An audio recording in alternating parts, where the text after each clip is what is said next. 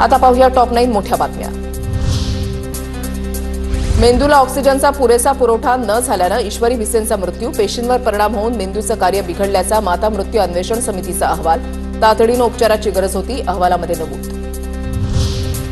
मोफत उपचाराच्या नावावर प्रकाश आमटेंकडूनही औषधांपोटी 5 लाख उकळले। विजय वडेट्टीवारांचे दीनानाथ रुग्णालयावर आरोप। मंगेशकरांचं नेहरूंसमोरचं गायनही मोफत नव्हतं, वडेट्टीवारांचा पुन्हा निशाणा। गर्भवती मृत्यू प्रकरणी डॉक्टर सुश्रुत घैसास यांना महाराष्ट्र मेडिकल काउन्सिलची नोटीस। सर्व तपशील मागवण्यात आल्याची माहिती, लवकरच चौकशीला बोलवण्याची शक्यता। शाळा महाविद्यालयांना मराठी नाव बंधनकारक करा, अमित ठाकरेंची मुख्यमंत्री देवेंद्र फडणवीसांकडे मागणी। शाळा महाविद्यालयांची नावं मराठीमध्ये दर्शनी भागेमध्ये लिहिणं बंधनकारक करण्याची मागणी।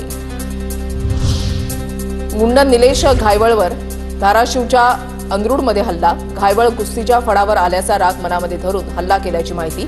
वाशी पोलिसात 15 जणांच्या विरोधात गुन्हा दाखल। मुंबईच्या घाटकोपरमध्ये कबड्डी स्पर्धेदरम्यान 2 गटांमध्ये जोरदार हाणामारी, कबड्डी स्पर्धेच्या तिसऱ्या दिवशी तुफान राडा, खुर्च्याही फेकून मारल्या। तुळजापुरातील पुजाऱ्यांची बदनामी करणाऱ्यांवर कारवाई करा, स्थानिकांची जिल्हाधिकारी आणि पोलीस अधीक्षकांकडे मागणी। ड्रग्ज प्रकरणामध्ये पुजारीच पेडलर्स असल्याचा आरोप।